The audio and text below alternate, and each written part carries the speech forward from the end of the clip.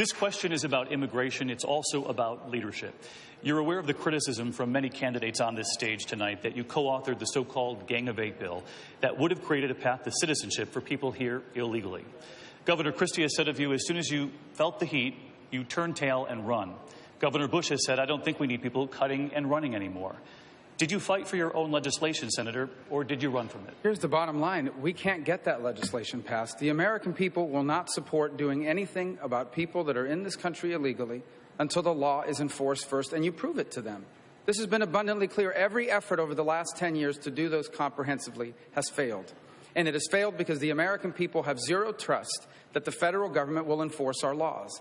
And that's why since then I have said repeatedly, if you are serious about immigration reform, then the key that unlocks the door to being able to do that is not just to pass a law that says it's going to enforce the law, but to actually do it.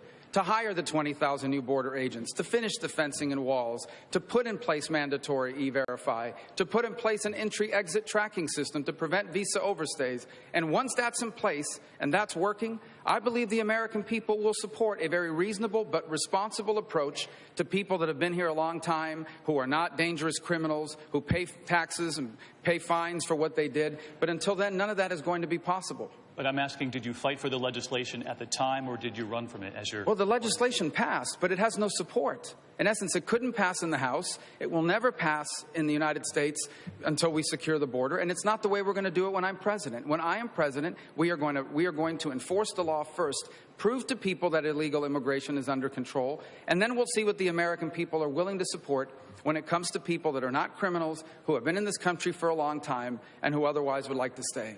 Governor Christie? Yeah, David, I'd just like you to listen again, everybody. This is the difference between being a governor who actually has to be responsible for problems and not answering a question. The question was, did he fight for his legislation? It's abundantly clear that he didn't. It's abundantly clear that he didn't fight for the legislation. When the teachers union attacked me with $20 million of ads because I wanted to reform teacher tenure, I fought them and fought them and fought them, and I won. When people wanted to raise taxes in my state, a Democratic legislature, and threatened to close down the government, I told them, fine. Close down the government, I'll get in my cars, head to the governor's mansion, order a pizza, open a beer, and watch the Mets. You can call me when the government reopens. And guess what they didn't do? They didn't pass a tax increase because I vetoed it, and they never closed the government because they knew I would fight for what I believed in. The fact of the matter is, a leader must fight for what they believe in, not handicap it and say, well, maybe since I can't win this one, I'll run. That's not what leadership is. That's what Congress is. Governor, thank you. Senator Rubio. Leadership is ultimately about solving the problem.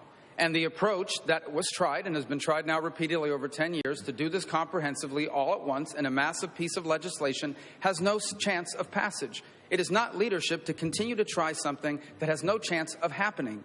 I want to make progress on this issue. It has been discussed now for 30 years and nothing ever happens. And I am telling you that the only way forward on this issue that has any chance of happening, meaning gaining the support of the American people, you cannot do this without the support of the American people, is an approach that begins by proving that once and for all, illegal immigration is under control. Senator Rubio, thank you. We want to turn to health care in this country, and for that, author and commentator Mary Catherine Ham tonight. Mary Catherine? Thanks, David. Good evening, guys. Good evening.